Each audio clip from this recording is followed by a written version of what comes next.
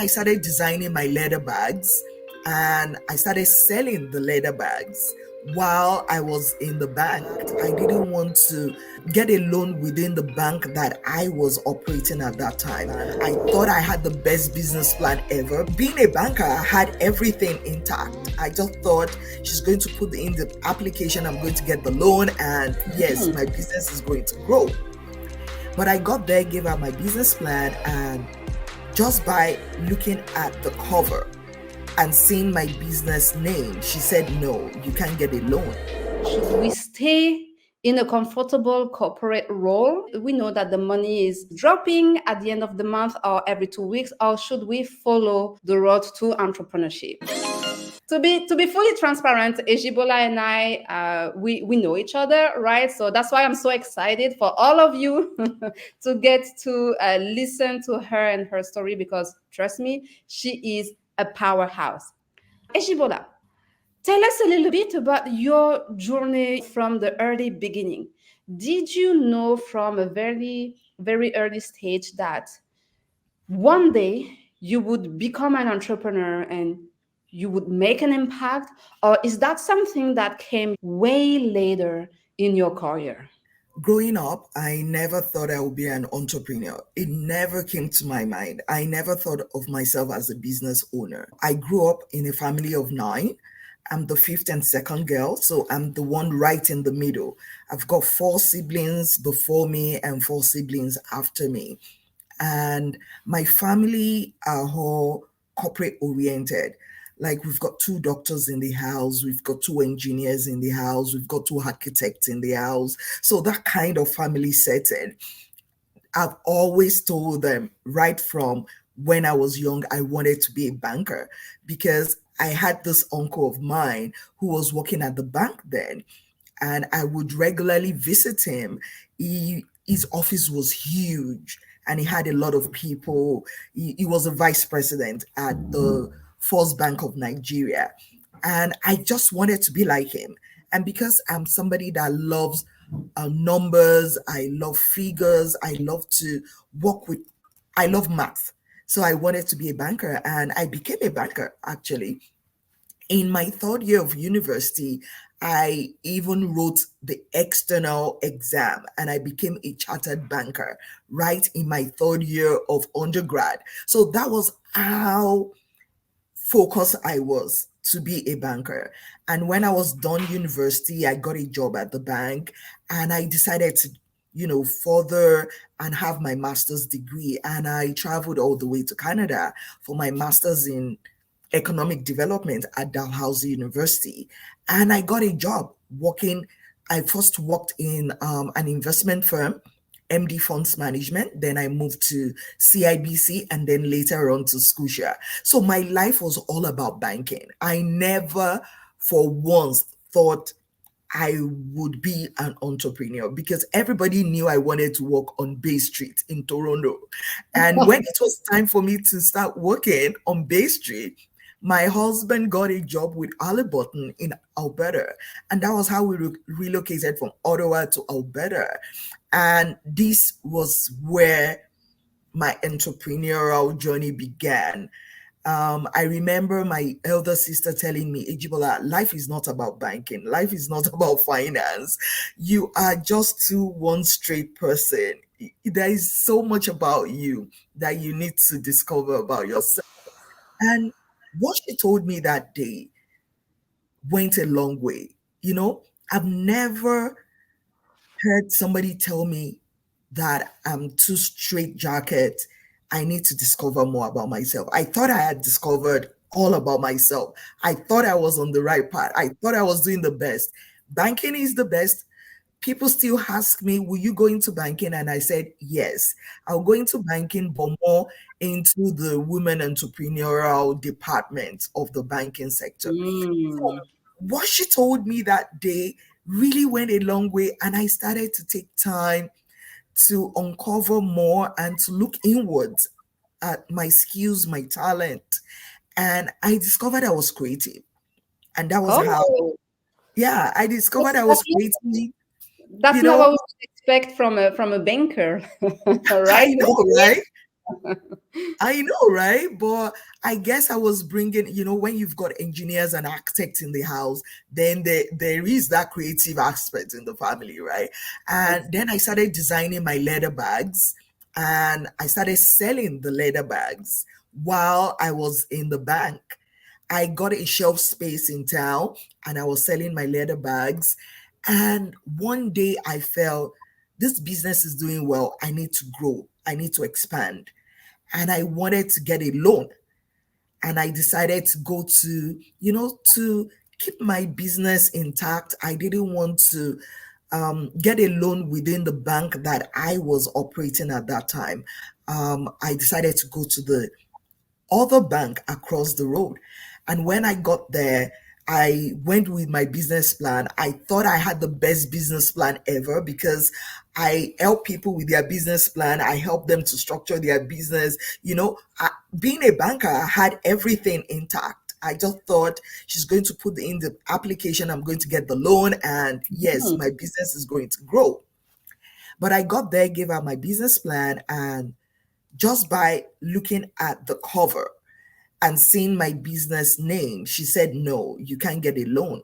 I was shocked.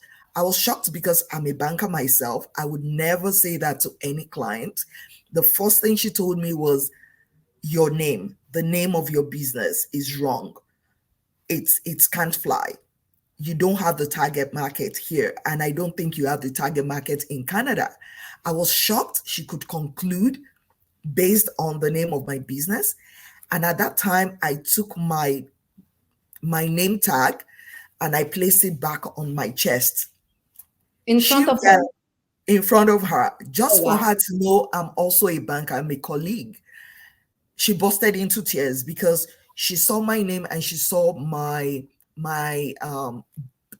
position at the bank, and she realized I was even senior in rank to her. So she busted into tears and was like, I hope this wouldn't get to my director. And I said, it has nothing to do with your director. I'm just so disappointed with the service I just received.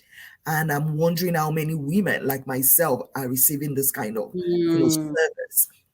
When I got back to my office that day, it got me thinking. It got me thinking, and I felt just the name of my business disqualified me. She didn't read the business plan, the potentials, nothing about that. And on my computer that day, I started looking for a job in entrepreneurship. I thought to myself, I needed to learn, I needed to be on the field to know what's going on when it comes to entrepreneurship. The reason I did that was because I was a senior small business advisor. So I was dealing with small business owners. I had portfolios of small businesses. However, I was seeing more men coming to me at the bank for financial loans and line of credit and equipment leasing. They came to me for everything. I hardly saw women coming through the door to talk to me about their businesses. So two things triggered my decision that day: my treatment at the bank, me being a woman, the name of my business, and the fact that I wasn't seeing a lot of women coming through to the bank to seek my advice when it comes to their businesses. I see a lot of men, lots of men coming to me to talk about their businesses at the bank. So I started to tell myself, you know what? I've done so much at the bank. I've been at the bank for almost 15 years. I felt it was time for me to leave my fancy office, get on the field of entrepreneurship, get to know what's going on, and see how I could help. That was the intention. And that day I searched the internet. I just put it entrepreneurship job, and voila, I saw entrepreneur in residence. They were looking for an entrepreneur in residence right here in Grand Prairie. And they wanted the person to also double as the regional coordinator when it comes to the Grand Prairie Regional Innovation Network. I applied that day right there in my office. And guess what? 2 You weeks got after that, I started work. So, Ejibola, we're gonna talk a little bit more in details about, the aftermath of your decision making process, because you have been doing since then a lot of amazing things. I would like to welcome the viewers today to the podcast. Rupak is here. Hello, Rupak. Michael says, awesome. Robert Berry says hi. He says, what the heck? Just the name? Really? But you said something though that is very important, and this is something that I think is always I have found always frustrating. Is oftentimes you see people, with responsibilities to make your business or kill your business, right? So as you said, you are a banker, like you are in charge of the entrepreneurship portfolio, so you are the ones lending money or refusing to lend money, and sometimes it can be based on reasons that are subjective, right? And what you went through is a real example of it. But the frustration, I think, for many people, and especially entrepreneurs, and now that you are on the other side, you know what I'm talking about. It's that you see people who know nothing about entrepreneurship telling you your business won't succeed, your business is a bad idea. So in the case of bankers, of course, they know the numbers, right? Which is key and essential, and one of the most important things when running a business. You got to know your numbers. So those people, they understand numbers, but they don't understand entrepreneurship. So where do I see a huge gap here between, and this is just an example, but the banking system and the reality of what entrepreneurs face? Because when you look at stat, and I have this stat, especially just for you, Ejibola, in terms of financing, women entrepreneurs in Canada have historically faced challenges in accessing financing for their business. And according to a recent report, only 4% of venture capital funding and access to fundings in Canada went to women-led company. So why do you think is that? You know, it's always been a boys' club. We know that the world is full of, boys' club here and there, and the belief that men can do it better. But you know what? It's the new age. Female is the future. Female get things done. We know how to multiply what is given to us. And that is why the advocacy for funding women owned businesses is now everywhere. We are speaking up. We are letting government, provincial and federal level to also hear our story. The more we tell our story, the more we talk about our challenges, the more we can get policies in place to support women owned. In Canada, few years ago, like 5, 6 years ago, the Honorable Minister Mary Eng decided to introduce what was called the Women Entrepreneurship Strategy. And she's been doing honestly, she's been doing an amazing, fantastic job supporting women, making sure there's funding to support, to coach, to train, to help them grow good businesses in Canada. So we've got a minister on the federal level that cares so much when it comes to increasing that number of the number of women entrepreneurs we've got in Canada, making sure that women everywhere within the province are being connected with the right resources and the right organization that can support, coach, and help them to scale and to grow their businesses.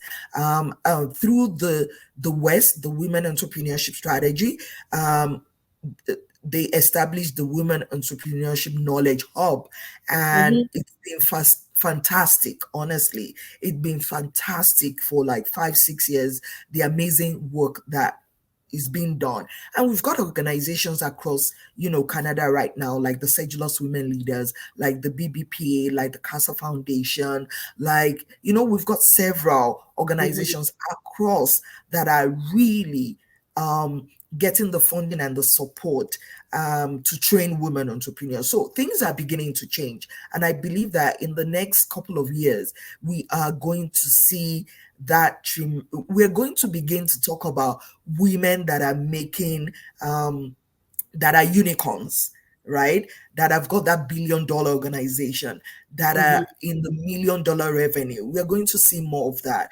We are beginning to see people like Susie York, who in 3 years, generated a revenue of 100 million. We need to see more of that. And that's because of the kind of support we see even at the banking level to support women right now. So a lot is changing, but we still need so much support. And I believe the federal government, even the provincial government, they are doing everything they can to Yeah. support organizations, just to make sure that women are being supported. And women in Canada represent 16% of entrepreneurs, which is quite close. So 16% of entrepreneurs and only 4% get funded, right? So there is a lot of work. A lot is being done, and I do believe that a couple of years from now we will have a different conversation. And so you were talking about the change happening, and you are a contributor to this change. You have recently launched the Sedulous Woman, helping women entrepreneurs get into big box stores. So tell us a little bit more about this initiative and how did you come up with this idea? All right. So going back to my story leaving the bank, when I left the bank and got into the field, I began to connect myself with the network, the whole entrepreneurship ecosystem. I was part of the launch of the Women Entrepreneurship Knowledge Hub in Calgary, and that really connected me with the whole ecosystem of knowing who is who within the Canadian entrepreneurship space. And that was how the Sedulous Women started that same year that left the bank. I left the bank. I became an entrepreneur in residence, the entrepreneurship coordinator within the region in Peace River, and I created the Sedulous Women. We used to be called We Also in Heels, but we changed that to the Sedulous Women. And for 5 years going, we've been operating, and one of our programs, we've got different programs for youth, for women, for men, but one of our programs that really brought us on a national level is the REAP I Launch a Product. The intention of this program is to drive more money into the hands of women, helping women, particularly women that have got retail products, to get those products onto the shelves. The goal of the program is to diversify the retail shelves in the big box stores. We want to see more made in Manitoba, made in Newfoundland, made in Alberta, made in Ontario on those shelves. We want to see more of women-owned tags on those packaging on the shelf. That was the intention. We see a lot of made in China. Everything is made in China on the shelves. Like, can't we produce things here, manufacture things here, create things here? I know not everything can be created here. Some people do not have the capability to have the machines. I'm into stationaries. There are some of my products that are manufactured abroad, but you know what? I manufacture abroad, but I assemble all my products here in my warehouse in Alberta. So I still give that Canadian touch to it to make sure that there's quality control, and I'm checking whatever has been manufactured. We still check to make sure everything is of good quality before we put it out there on the shelf. So the intention of the program was to have women's product, more women's product, whether you're an immigrant woman, woman of color, Black woman entrepreneur. We want to see more of your product on the shelf. So that program started 3 years ago. We are in the second season, third quarter of that program. So we help women, and we were able to achieve this by partnering with organizations like BDC, Business Development Canada, EDC, Export Development Canada, the Women Entrepreneurship Knowledge Hub, TD Bank, We Connect International, and several retail partners like Sobeys, Winners, HomeSense, Marshall, Loblaw, Otsimbe, Costco. They are our support partner on this program. So the women go on a 13 weeks masterclass, 100% retail focus. All the topics are retail related. Topics like how do you find the perfect distributor? How do you manufacture, get a co-packer? How do you protect your intellectual property, patent, trademark, franchising? What is it about, how do you get the perfect product pricing for your product, and how do you position your product to be accepted on the shelf, and what happens after your product gets on the shelf? What is the support that is needed by you? We take them through topics like commercial general liabilities, because for your product to get into some stores, you need to have a CGL. How does that look like? We're taking them through master classes that covers barcoding, so that they can have the right packaging ready for that product to be on the shelf. So 100% retail focus. They get on that 13 weeks masterclass. We also help them in developing a retail business capability statement and to create their product line sheet so that they can be ready for the phase 2. So the phase 1 is the 13 weeks masterclass, and the phase 2 is when we get them ready to present their products to the big box stores. So we've got buyers from the big box stores I just mentioned: Sobeys, Winners, Marshall, HomeSense, Loblaw, Costco, Otsimbe.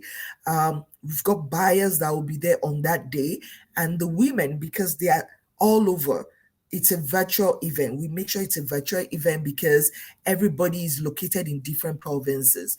Right now, we've covered all the major provinces. We've got women from different provinces registering for this program. So we get the women to present and talk about their brand, their products, and instantly we get buyers giving feedback of whose product they are interested in having further conversations so that that product can get on the store. And we've had success. It's been wonderful for the 2 seasons. And I do believe this program is very important because I remember a couple of years ago talking to a big box store in Canada. And I was asking those questions, why don't you work with more indie brands when it comes to cosmetics, for example? Why don't you work with more women entrepreneurs? And I remember the answers was kind of shocking to me. The manager told me, listen, because we struggle to find women entrepreneurs who are retail ready. Their products are not ready to be on our shelves. And we know big box stores many of them have launched their initiatives to support women entrepreneurs or BIPOC, indie brand and so on. But they find themselves in a situation that they didn't think of, they did not anticipate, which is there are like many of them, but they are not retail ready. So that's why I do believe this program is very important. And you mentioned something at the beginning. You said you started to join network and you started to networking.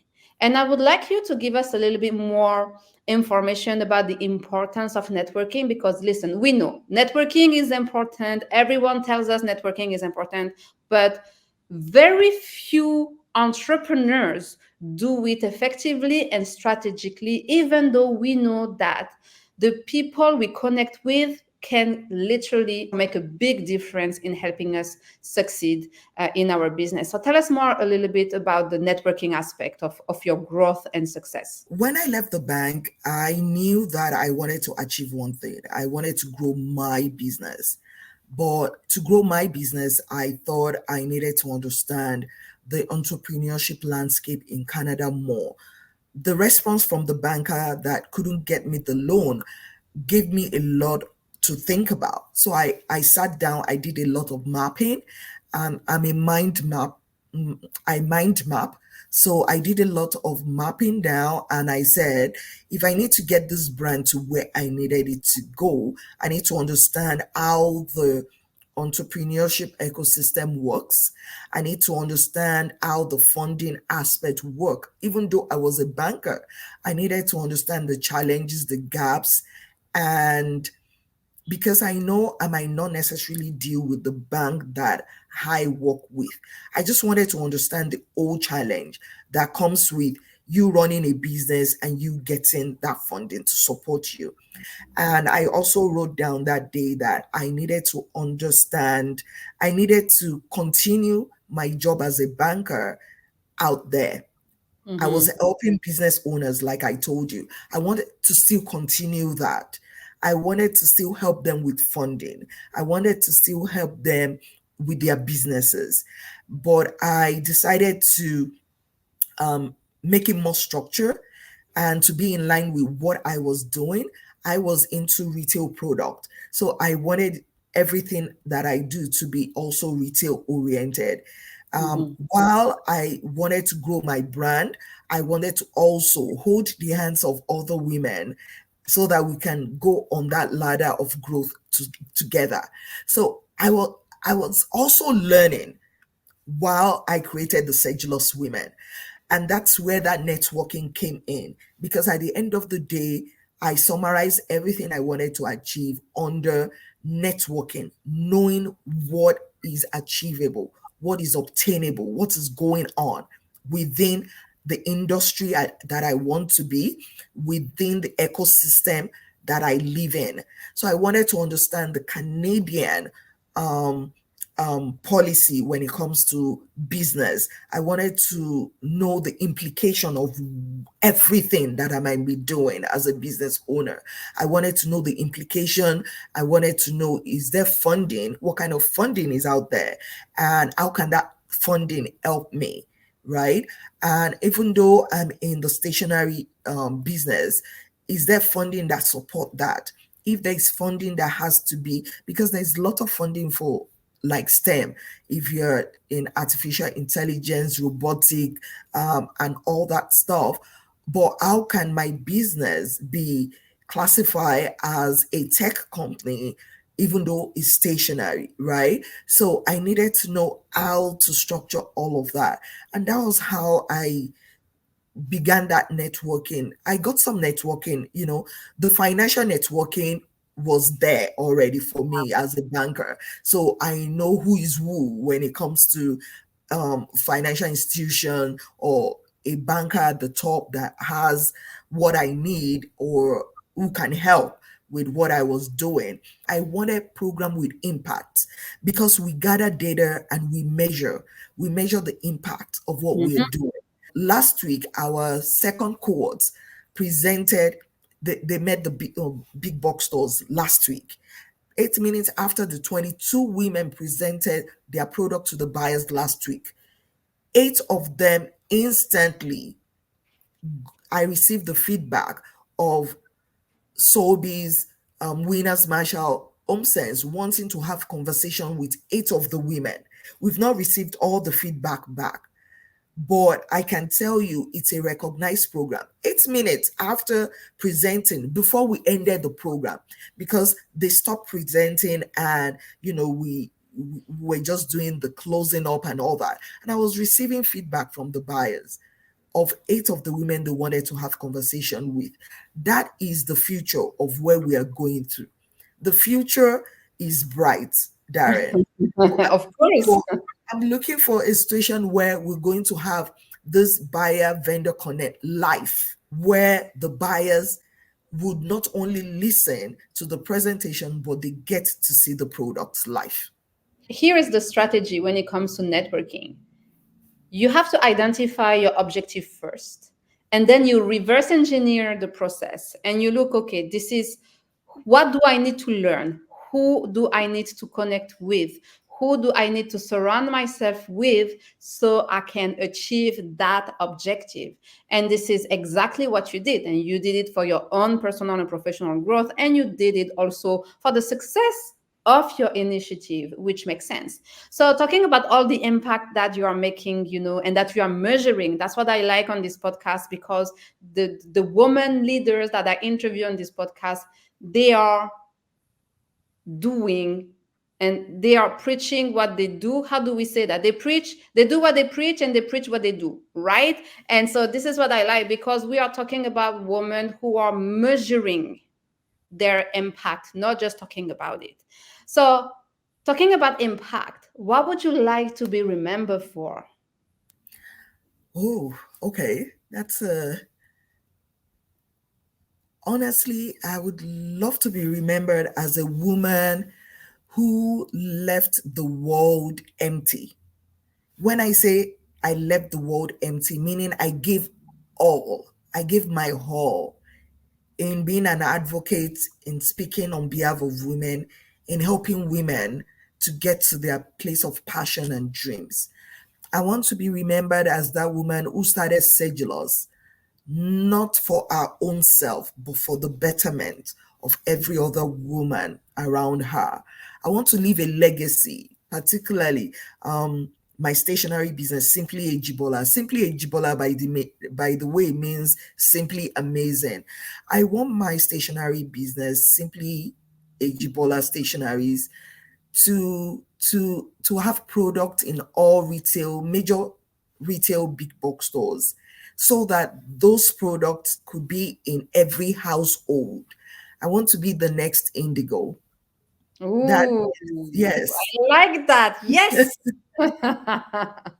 I love that. Yes, yes to becoming the next Indigo, and even bigger than Indigo. Listen, there is no limit to what we can achieve, right?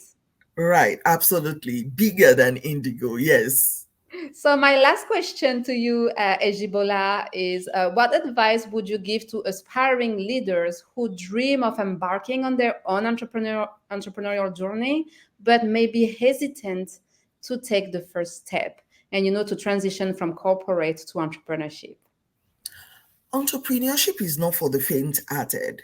No. I that day, what happened to me that day, getting to the office and looking for a job, I didn't just leave banking. I looked Mhm. for another job that Yeah. would take me to that place that I needed to be. I knew that I can't survive just leaving my job and not earning money.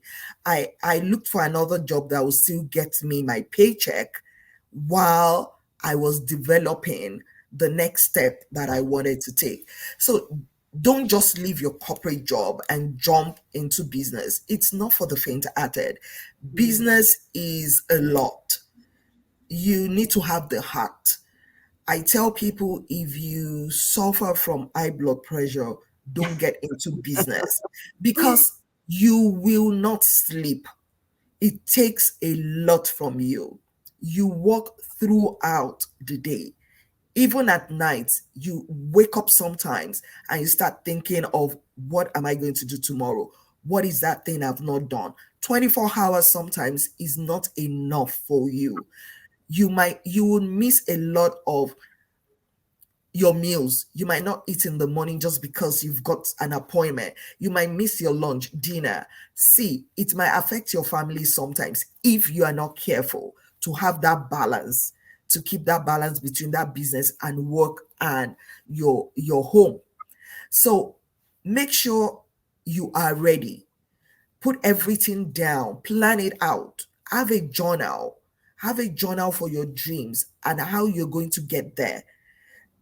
You don't don't think you're going to be a billionaire in the next 2 months. No, it takes time. You have to have a good structure, a good foundation for that business, and it takes a lot. Within the first 5 years, those are that's the stage where you're going to tell yourself, am I going to survive this business or not? Am I doing right? Should I still continue? The first 5 years is always critical, because the beginning, you really don't have the financial resources to bang on grow that business. You need to create your clientele, your target audience also. And while you're doing this, you're spending so much on inventory, you're paying so much for things that will get your business running. You're probably not paying yourself anything. You're the bookkeeper, you're the customer service, you're the creator, you are the marketer, you are everything during your first 5 years. If you're lucky, you're able to hire one person or two, but not at the very beginning, maybe not in the first 2 or 3 years, because you are not even paying yourself. So it's a lot. You're doing all of this. You do not have a storefront. You're probably paying for a shelf space. And even with that shelf space, they're getting an extra commission for every sale. It is tough. So do not leave your corporate job until you know this business can stand on its own and it's bringing you the needed revenue. And guess what? That is the reason we created the Reap I Launcher product, because we knew all those challenges and we wanted to help the women, particularly, a lot of the women get funding to manufacture those products. Then those products stays in their garage, in their basement. They work hard to sell those products online on their website, and it's really not moving the way they want it to move. The reason we started the Repi Launcher product, so that those products could get into big box stores where there is traffic, and not where there is the foot traffic that can Mm-hmm. get the attention of those products, and those products can move. We are helping